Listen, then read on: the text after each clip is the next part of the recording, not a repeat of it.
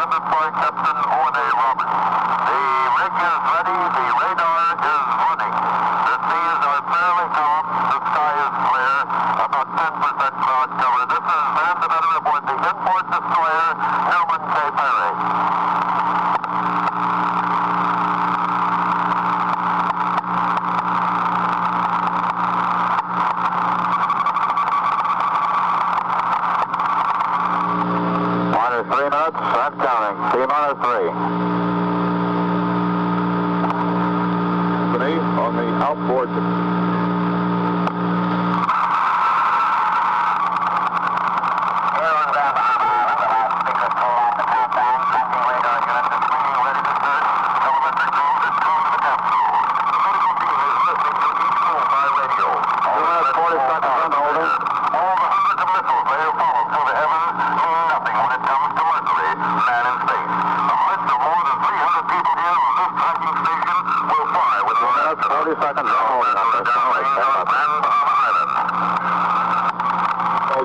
There was a hold at 3.5 minutes, a temporary hold here in the launch time.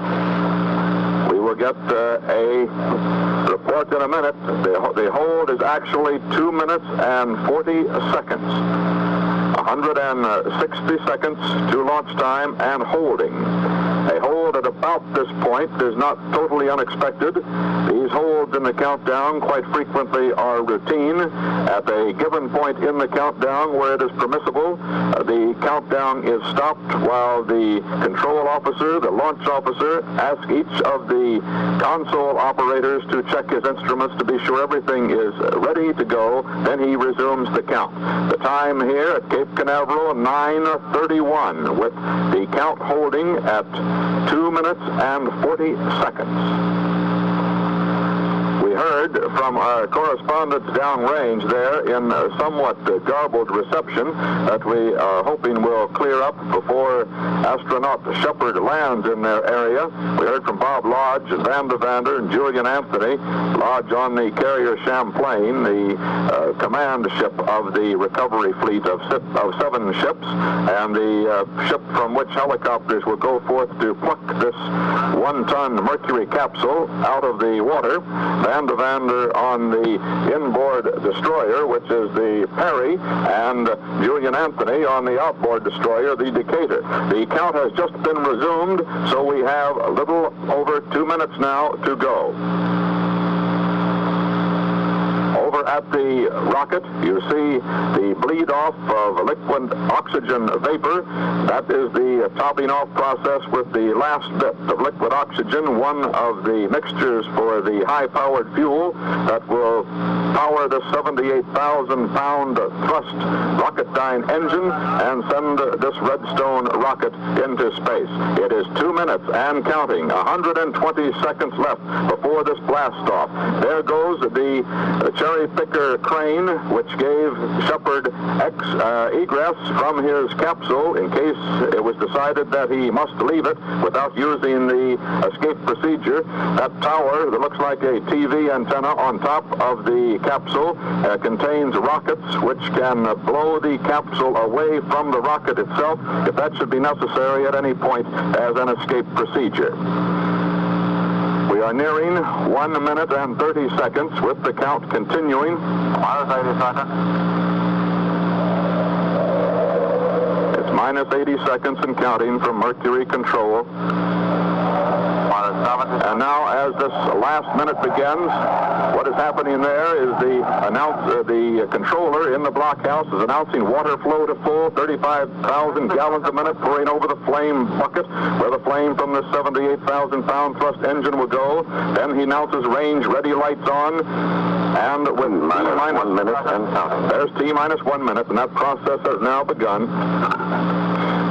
At T-minus 35, you'll hear the conductor pushing the button on the console. Automatic sequencer takes over. As the ship blasts off, we will be able to watch it for about 3 minutes, we expect.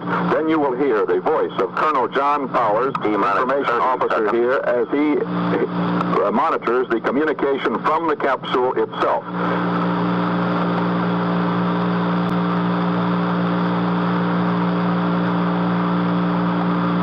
T-minus 15 seconds. T-minus 10, 9, 8, 7, 6, 5, 4, 3, 2, 1, 0. Ignition. Liftoff. Liftoff. And 34 minutes after the hour.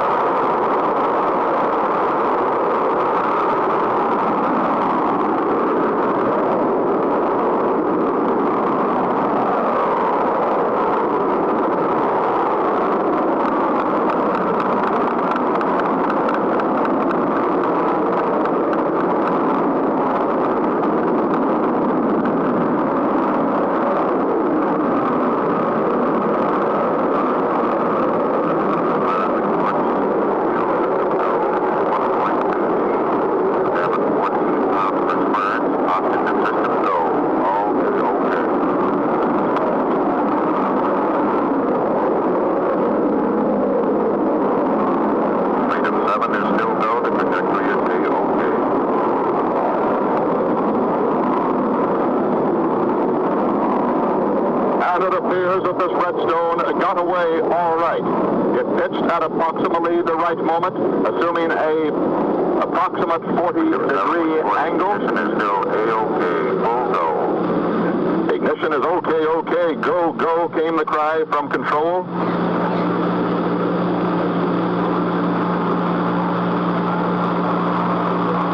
We may be able to see at this great distance the separation of the capsule. 7 in voice communication with the Mercury Control Center. Reports 3.5 G. Cabin pressure holding fine. Cabin pressure holding 5.5 pounds per square inch. That is communication from Shepard in the capsule being relayed to us by Colonel Power. Shepard is all right. He survived the strenuous G effort of the takeoff. He is reporting back by communication. The is still A-OK. The pilot is in good voice communication with Mercury Control.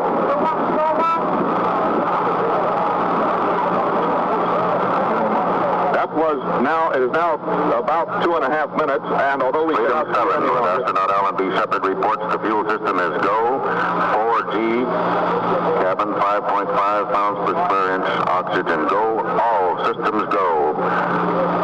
We should be hearing that the capsule is separated from the rocket in a moment. For astronaut Alan Shepard reports power jettisoned. Astronaut A-OK. Coming out. We'll continue to listen to these reports, but let's take a look meanwhile as we listen to the reports and as the rocket is out of our started. For astronauts Alan Shepard, this historic flight is the sum total of 2 years of extensive training, climaxed early this morning when he arrived at the launch pad. Control movements now.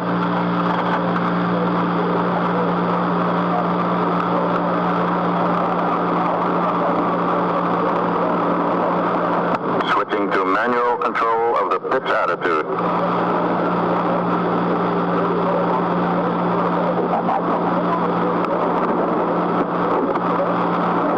Trajectory looks A-OK.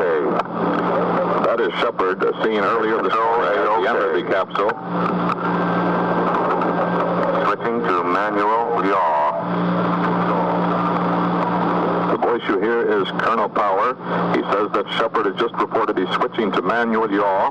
That means that medical monitor in Mercury Control reports pilot's condition appears to be excellent. And that's the best report we've had yet. He's taking over manual control of the roll attitude. This means that Shepard is actually controlling this craft now, something that the Russian astronaut Yuri Gagarin never did with his, as far as we know. Okay. With retro rockets, he is positioning his capsule for the re-entry. Beautiful view is a quote. Shepard has reported back, what a beautiful view.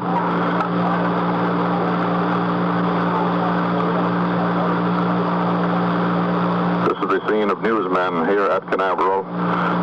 They have nothing to watch now, but can only wait for these reports. 3 to 4 tenths cloud cover along the eastern coast of the United States, obscuring the eastern coast up through Cape Hatteras. Everything is going exactly according to plan, including these observations that Shepard can make from his capsule through the periscope that he has now extended from the capsule. He is controlling the flight. Pilot reports assuming retro attitude, initiating retro fire sequence.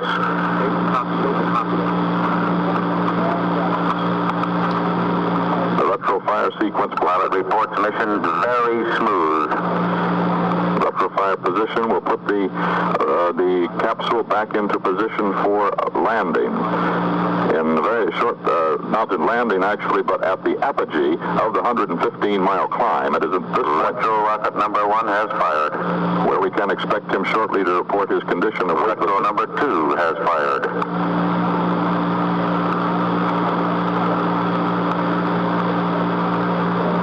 Retro number 3 has fired. These operations, Shepard is now in a sitting position in his capsule. He's been on his back for 4 hours waiting for takeoff. He got into that capsule at trying to jettison the retro rocket pod. Got into that capsule at 5:15. We are still receiving excellent voice communication from the pilot. We will warned earlier at this excellent medical monitor reports everything A-OK in the cockpit. This excellent voice communication will not last throughout the flight. There will be a point where he switches over his main communication to the downrange station, and at that time we will have a secondary relay before we get it here. The excellent condition of communication should continue, however, for Shepard with the downrange stations. The retro rocket packet has jettisoned. The retro rocket packet has been jettisoned.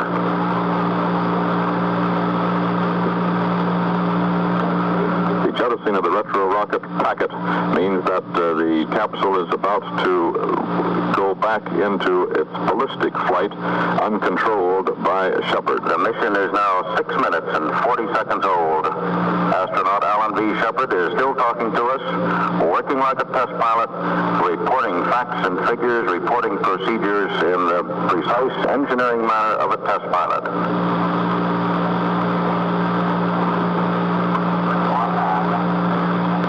Radar antennas here at the Cape are picking up this communication with Shepard as he hurtles through the air at 4,500 miles an hour toward his 150. Beginning to roll into re-entry attitude.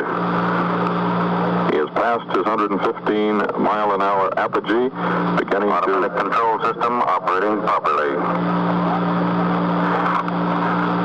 Getting back to his landing position. As we listen to these reports, let's watch Shepard earlier this morning arriving at the rocket.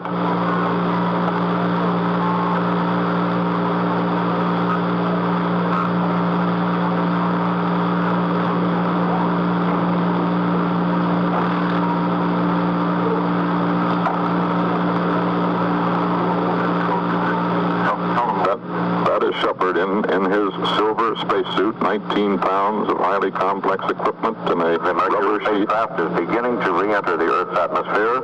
We have a registration in the control center indicating 0.05 of a G, indicating the beginning of penetration. 0.05 of a G, that means that bare gravity is beginning to take over again on Alan Shepard. He has been weightless. We are still in voice communication with the pilot. Hurtling down into the atmosphere. Coming down. And this is the most dangerous part of the operation, perhaps the re-entry. If the capsule is not in exact position. His words are, okay. There could be problems here. Going to Big G now, he is still talking, saying, okay. And as we hear this report, you are seeing Shepard as he went up in the elevator this morning to the capsule that he's now riding back into the atmosphere. A moment ago, he was experiencing weightlessness. Now, as he will... All data here at the Mercury Control Center at this time is excellent.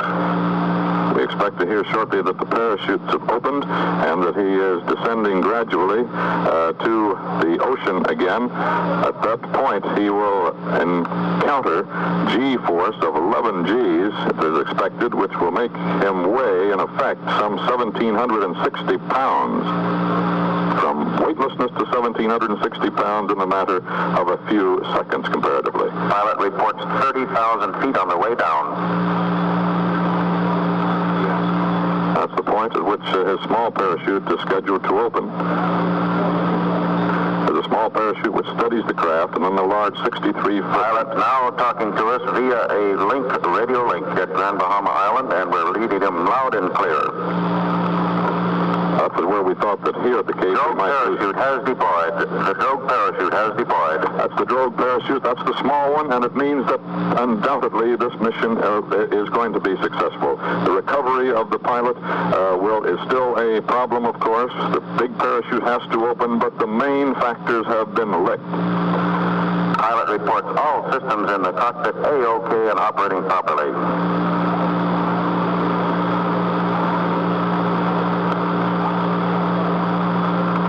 Explaining again that the pictures you saw a moment ago were tapes made earlier this morning, 4.5 hours ago, when Shepard went up in the elevator into the greenhouse surrounding his Mercury capsule. Medical monitor in the Mercury Control Center reports the pilot A-OK all the way.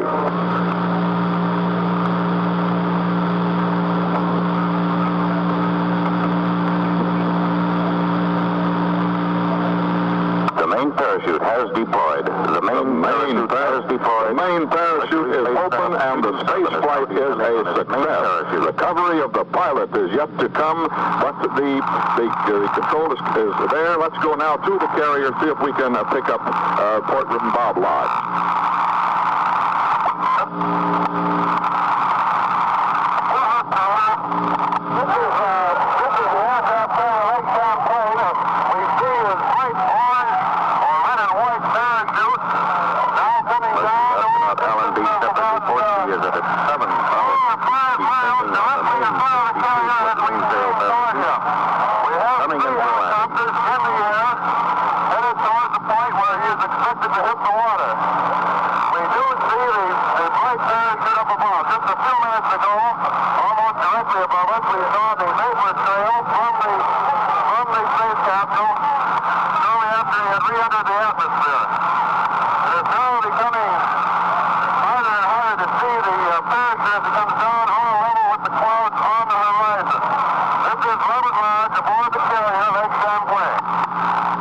Another hurdle has been hurdled with great success apparently here.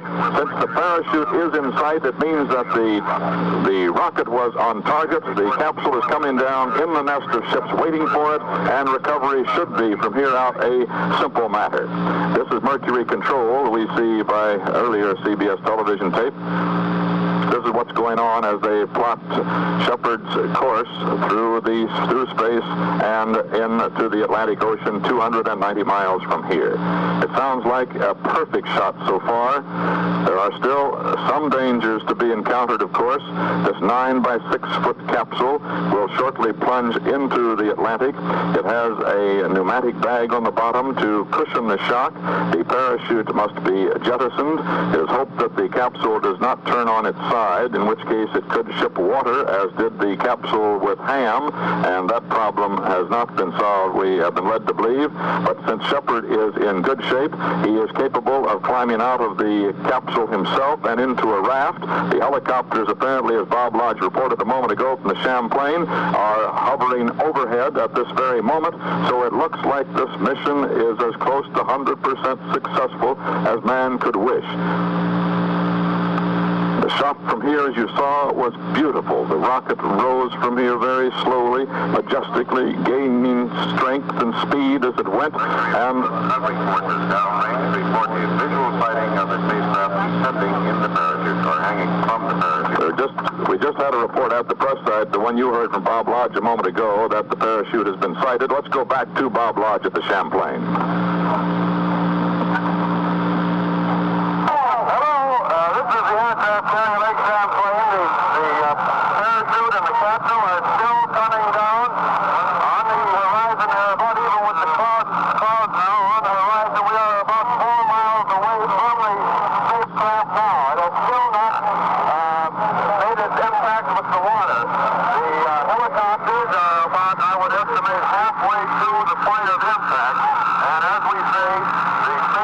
Has not yet made impact with the water.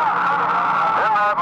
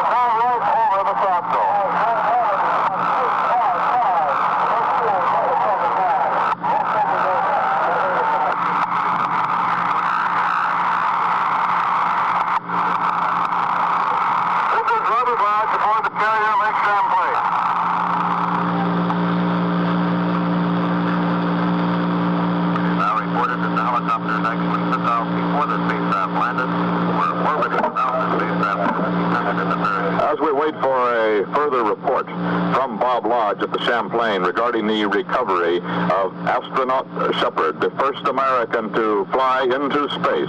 Let's take a look at tape made 4.5 hours ago here as he climbed into that capsule, out of which he shortly will be climbing back to Earth, the first American to have made a trip to space. 115 miles high, 290 miles out from Cape Canaveral into the Atlantic. Those helicopters will bring him back to the deck of the Lake Champlain, the aircraft carrier. There he will come out of the capsule for the first time, it is expected, and he will be flown shortly thereafter after a preliminary medical check, which from everything we have been able to learn from that direct communication from him that went throughout the 16 minutes of flight, is scarcely necessary. He seems and sounded to be in excellent condition according to the relayed reports from Colonel John Power. Well, at any rate, he gets that first medical check, then he's flown to the Grand Bahama Islands for further medical checks, which could be in duration anything from 6 to 72 hours, we're told, and then he'll be flown. We would not be too surprised if he'd be flown to Washington and to the White House. The pictures you saw there were tape made 4.5 hours ago as in the pre-dawn dark here at Cape Canaveral, he climbed into his capsule. Let's go back to the report.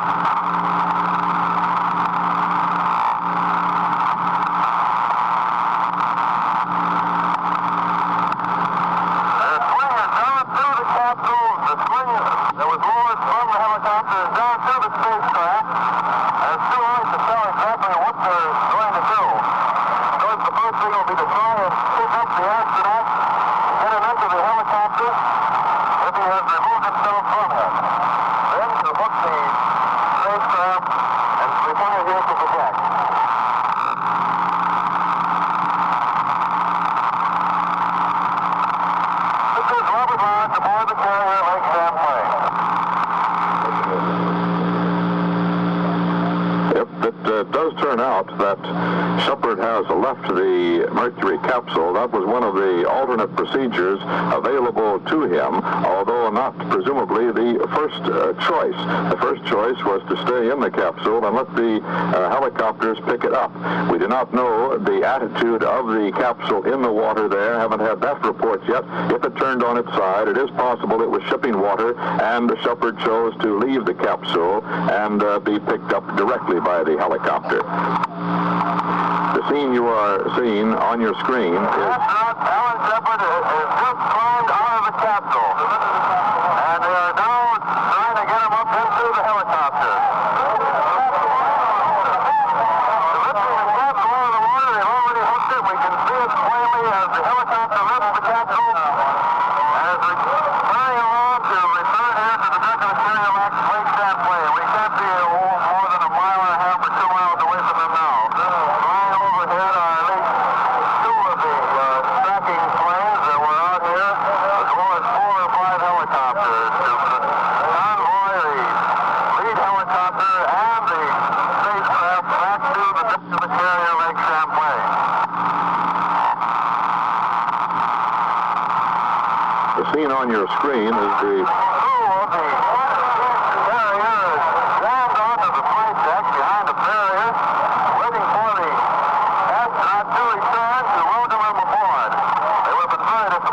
One of the other ships that picked up the astronauts. The helicopter took off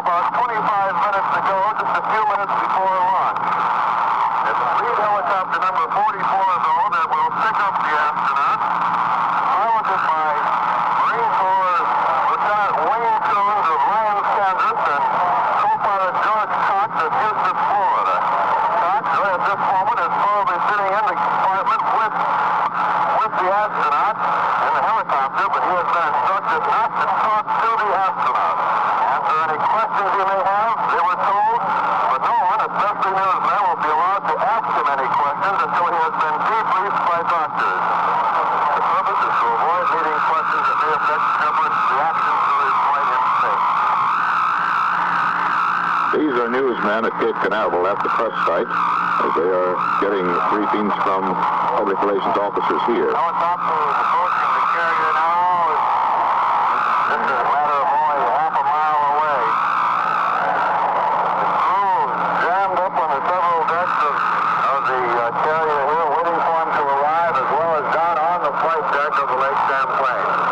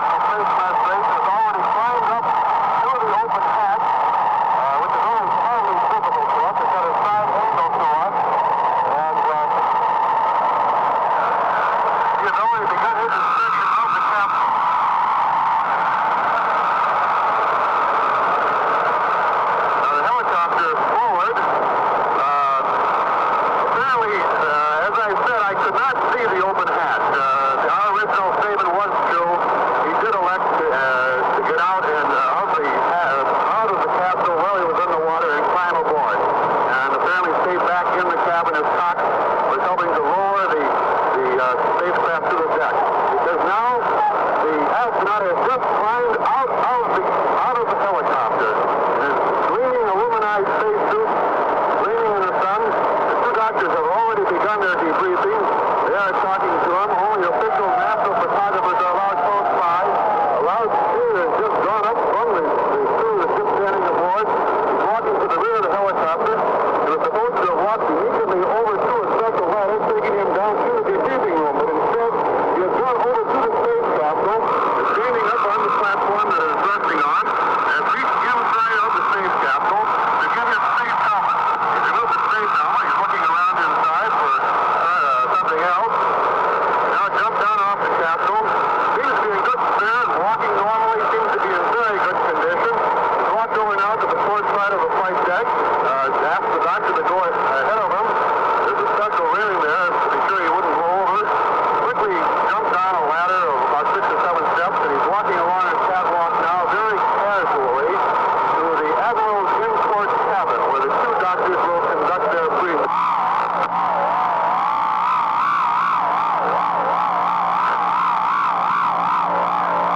The Admiral's in-port cabin should be there in about a minute. He is now out of our line of sight. The Admiral's in-port cabin is one deck below the flight deck. There, after a quick routine examination by the doctors, Shepard may take a nap or some nourishment, perhaps a stimulant, and then be examined again by the doctors before leaving the ship to Grand Bahama Island. The two-room suite has an 18 by 12-foot bedroom with a washroom adjoining, a washroom with thick white wall-to-wall carpeting. But it's nothing especially luxurious, just a readily accessible, comfortable, and quiet place for the astronauts to be alone with the two-man medical team from the Space Administration. Apparently, still engaged in his examination of the capsule here on the flight deck is Charles Tynan of the Space Administration. He's checking inside the capsule, which on the surface appears to be in very good condition. He's checking inside to check the instruments and the dials in there to see how he can tell from this, just from his readings, how Shepard reacted to the flight. Meanwhile, the astronaut, America's first man into space, has gone below the flight deck into the Admiral's in-port cabin of the carrier Lake Champlain for the beginning of his medical debriefing. We'll have reports later from the capsule specialist, Mr. Tynes, and later from the doctors after they have begun their debriefing and have a preliminary report. But apparently Alan Shepard is in excellent condition. Very good spirits, the way he walked around, climbed up on the platform on which the capsule would rest, jumped down again, the way he climbed down the ladder, the way he looks generally, he has his space helmet off. He seems to be in very good condition and not affected adversely at all in any way. This is Robert Lodge reporting from aboard the carrier Lake Champlain. Back here at Cape Canaveral, just 4 minutes ago, the announcement came over the public address system, Test 108 is terminated. Rather cold words, 4 of them, that spelled the end to one of our greatest successes in space.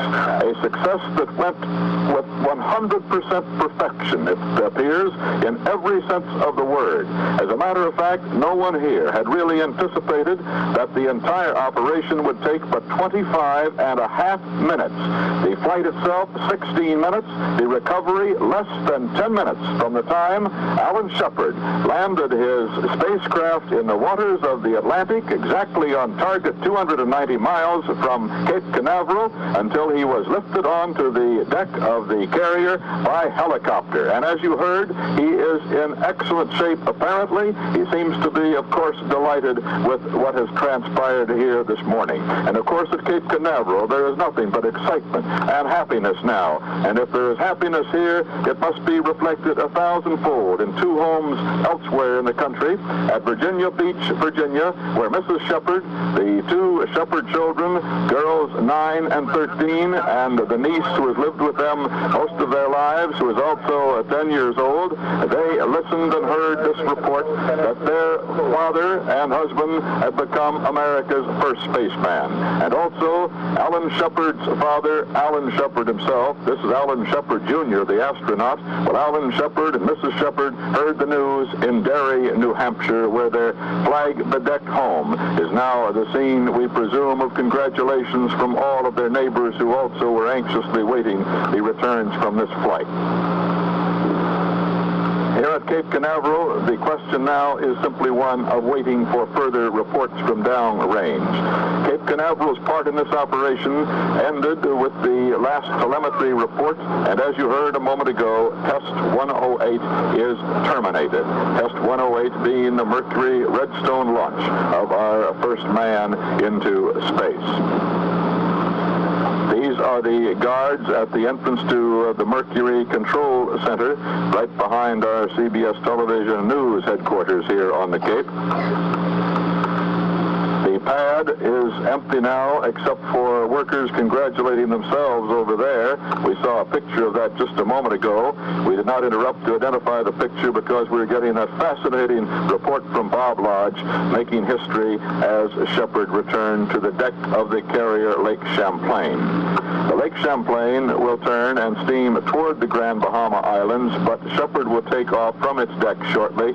We do not know exactly how long, and go on down to the Grand Bahama Islands, where his own doctors, the astronaut doctors, Dr. Douglas, Dr. Jackson, will be waiting. They took off from Cape Canaveral here just a couple of moments ago, as soon as they were sure that he had landed safely downrange. An announcement is being made here on the public address system that there will be the confirmation of the success of this flight. Well, let's listen to that. Alan B. Shepard, Jr. He has said that a spacecraft carrying Alan B. Shepard, Jr. on the nation's first manned space flight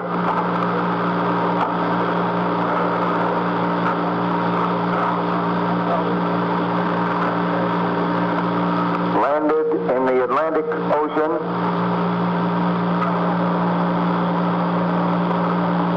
about 302, that's 302 statute miles from here,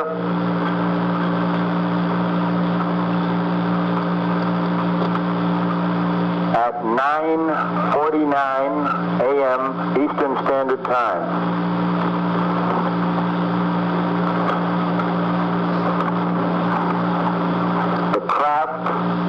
Reached an altitude of about 115, that's 115 statute miles,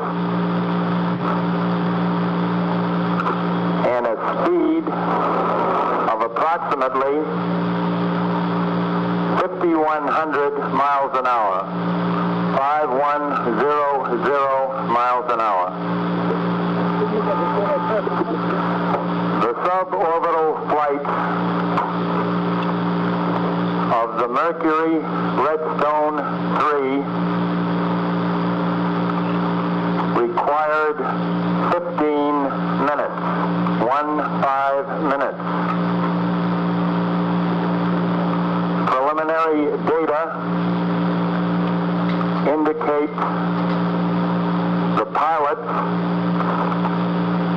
performed satisfactorily during the flight. End of statement. And so, this flight has been officially announced a success by the public relations officers to the press corps gathered here at Cape Canaveral. The countdown for this shoot was a 10-hour affair spread over 2 days. We've been here through the last half of the countdown, which began in the very early hours this morning. And here are some of the highlights as recorded on videotape at the time they occurred. So himself. 5:14 a.m. and Shepard emerges from the van.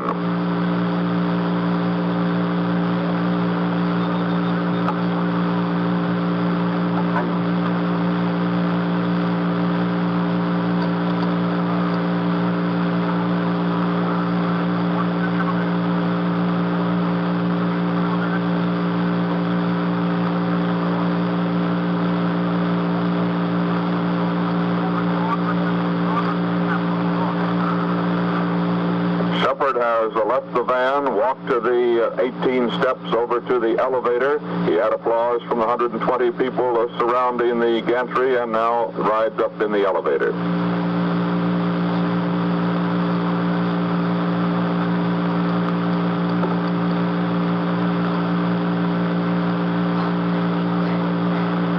He's now reaching the greenhouse on the elevator. We'll see him emerge through those doors.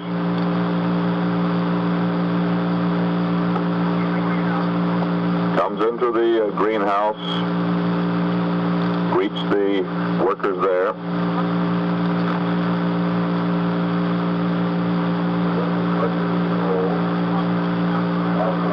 There he is, coming through the door now, in the spacesuit.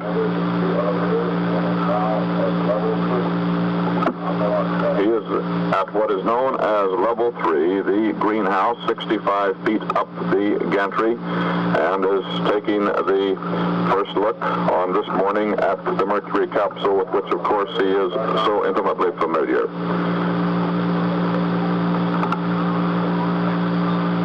The workers around the capsule stepping back to permit him to have a good look all around.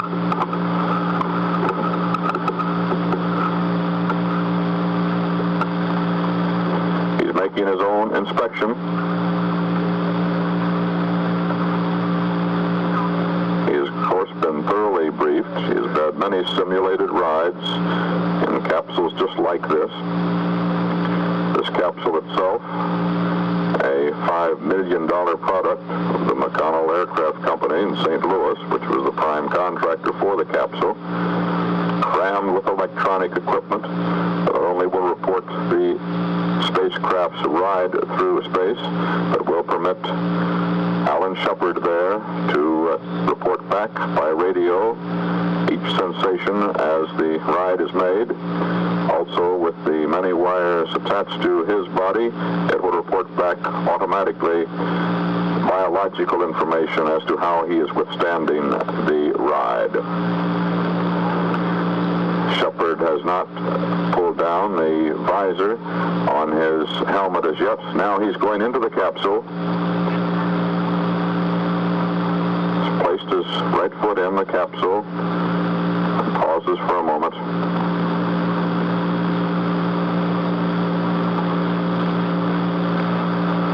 This will be 37-year-old Annapolis graduate Alan Shepard's last contact with Earth before he is retrieved from the Atlantic Ocean. It is expected 290 miles out from Cape Canaveral.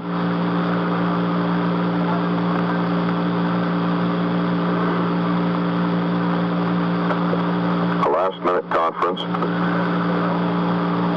with his workers and cohorts there.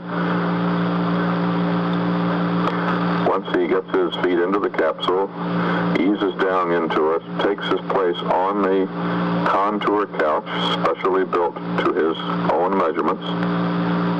Now he's backed away from the opening now, and a worker is making some last-minute adjustments, apparently.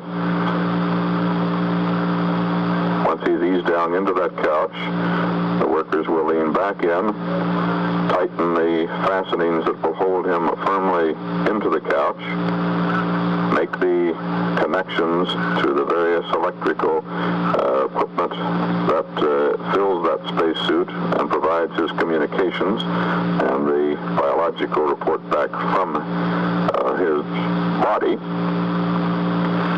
Then he will lower the visor of the helmet and will report that he is ready. He's talking now to Virgil Gus Grissom, one of the other astronauts. Each of the astronauts has a very important and specific task assigned to him on this day. One of the space officials has said that this is really a team effort in that each of the astronauts' vital function is so important to the mission that without them the mission could not be held. And as one space official said, we do not have actually enough astronauts. We would like to have more of them manning these positions. We've just heard over the public address system a standby to resume the count. You saw there Shepard give Grissom a friendly pat, and here he goes into the capsule.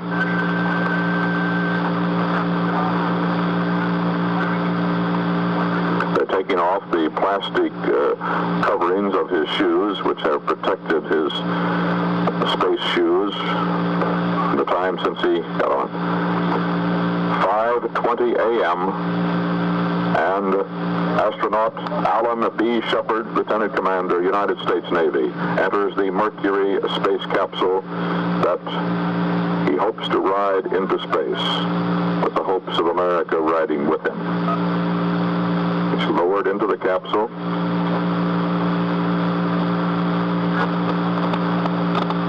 Slides down into the contoured chair.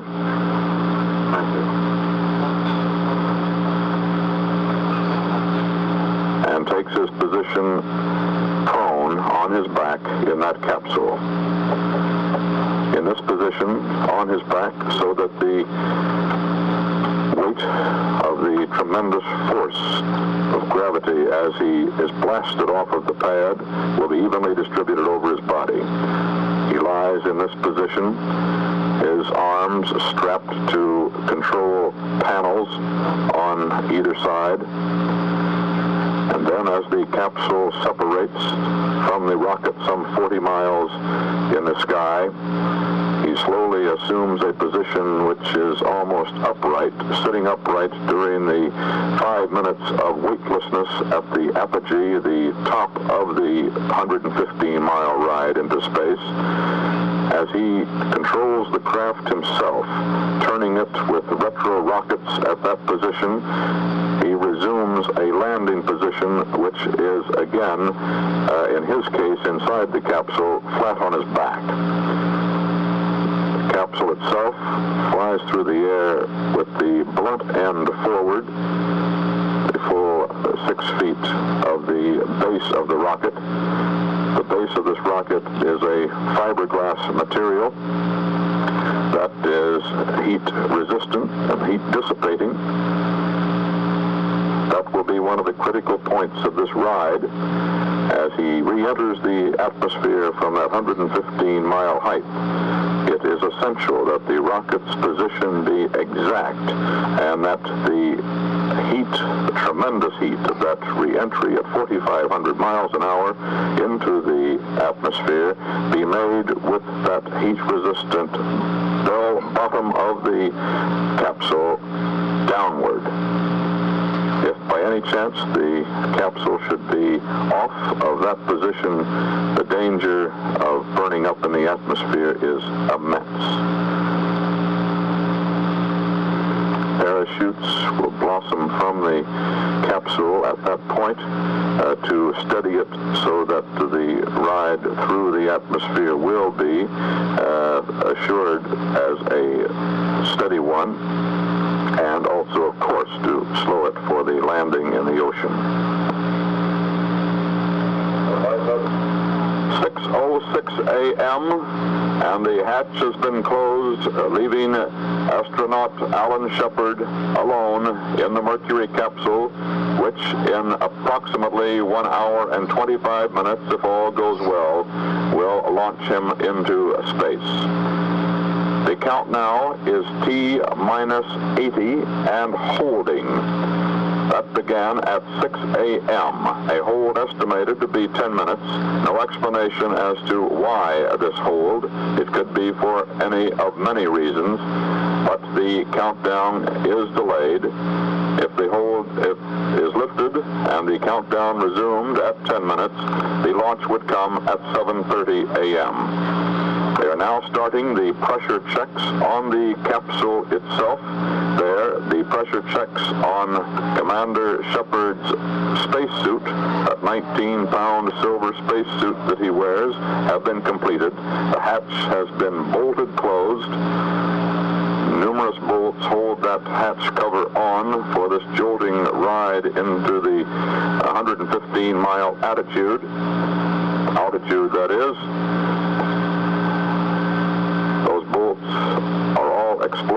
can be blown off to aid Shepard's escape from the capsule if that becomes necessary. They are now attempting to check the pressure in the capsule itself. 6:34 a.m. and the rocket is seen clearly as the gantry pulls away from it. A worker riding on the gantry takes this last close look at the Freedom 7 capsule. Up the elevator, on to level 3, and into the capsule. A-OK and boosting all the way. Astronaut Alan Shepard is now inside the spacecraft. The hatch is closed. Every indication we have is that everything is normal. Thank you.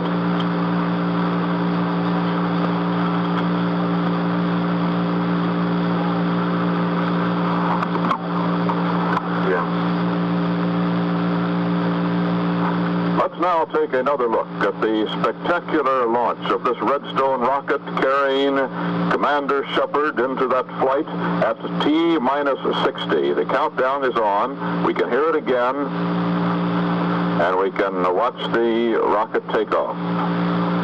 Control.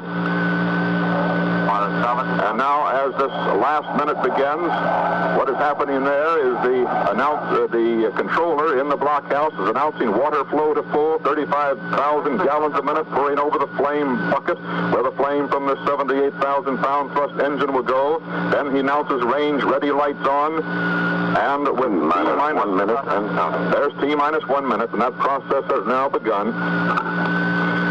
At T-minus 35, you'll hear the conductor pushing the button on the console. Automatic sequencer takes over. As the ship blasts off, we will be able to watch it for about 3 minutes, we expect. Then you will hear the voice of Colonel John Powers, the information officer here, as he monitors the communication from the capsule itself.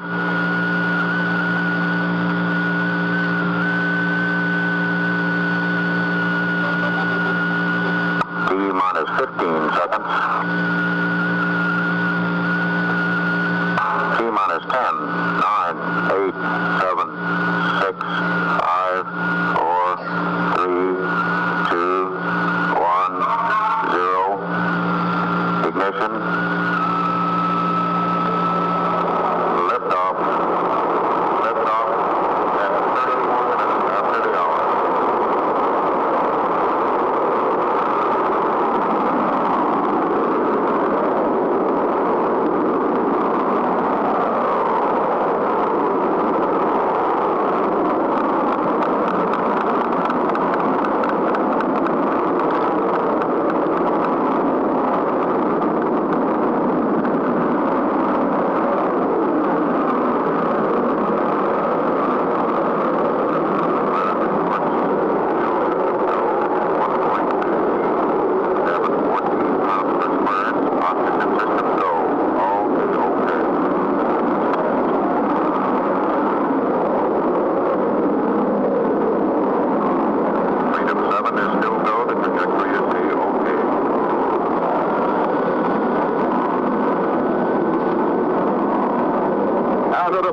This Redstone got away all right. It pitched at approximately the right moment, assuming a approximate 40-degree angle. Ignition is still A-OK, full go. Ignition is OK, go, go, came the cry from control.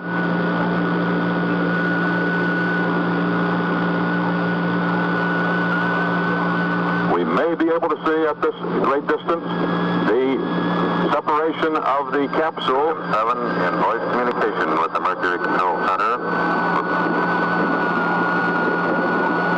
Reports 3.5 G. Cabin pressure holding fine. Cabin pressure holding 5.5 pounds per square inch. That is communication from Shepard in the capsule being relayed to us by Colonel Power. Shepard is all right. He survived the strenuous G effort of the takeoff. He is reporting back by communication. The Mercury is still A-OK. The pilot is in good voice communication with Mercury Control.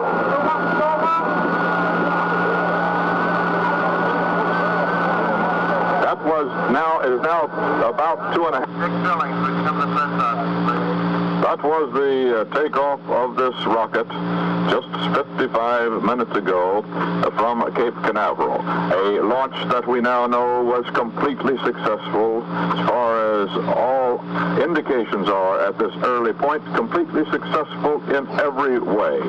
The rocket went down 305 miles, 304 I think the official announcement was, 302 it was, 12 miles beyond the 290 that had been predicted, but it landed right in the impact area where the waiting aircraft carrier Lake Champlain's helicopters picked up the capsule, had it back on the deck of the carrier in a very few minutes, and at this moment, Lieutenant Commander Alan Shepard, America's first astronaut, is below decks on the Lake Champlain, undergoing medical debriefing. He is in excellent shape. He walked from the capsule, from the helicopter that brought him back from the capsule, vaulted down several steps to the lower deck. Everybody says he's in a fine shape. And so some 23 days after the Russians put Yuri Gagarin in orbit around the United States has put its first man into space. The flight was not quite so spectacular, and in some small particulars, particularly in a propaganda sense, perhaps a little anticlimactic, since this flight was suborbital, not fully around the Earth. It at least has accomplished several firsts for the United States. For one thing, this capsule, the Mercury capsule, flown by Alan Shepard, was indeed flown by him. It was under his control for some time in this flight, at least in its attitude, that is, in its position in flight on its ballistic track downrange, and in accomplishing that feat, we apparently have moved ahead of the Russians. There is nothing that has come in the 23 days since Gagarin's trip which has indicated that he at any time had any control by retro rockets or in any other means over his spacecraft. Here at Cape Canaveral, we can only wait now for further details from downrange. In approximately an hour and a half to 2.5 hours, Shepard and his doctors will fly from the aircraft carrier Lake Champlain on down to the Grand Bahama Islands, and there he will undergo further medical tests, which can take anywhere from 6 to 72 hours, as we have reported to you earlier. Here is what happened here at Cape Canaveral this morning in a quick rundown. Shepard and his backup pilot, the second choice astronaut, in case Shepard could not have gone, that was Marine Colonel John Glenn. Well, they awakened at 1:05 a.m. in their special quarters at Hangar S at Cape Canaveral. Special quarters prepared for the astronauts to await this flight. They'd gone to bed at 10:30 p.m. after watching television. They were quiet and calm, we are told, and they went to sleep without any sedation at all, and got up 3.5 hours later for this flight. Let's go now to Ron Cochran in New York. Here in the newsroom at CBS in New York, we received the news with thrills and excitement, as I'm sure all of you did who were watching this television broadcast. This has been a special report from Cape Canaveral of America's first manned space flight.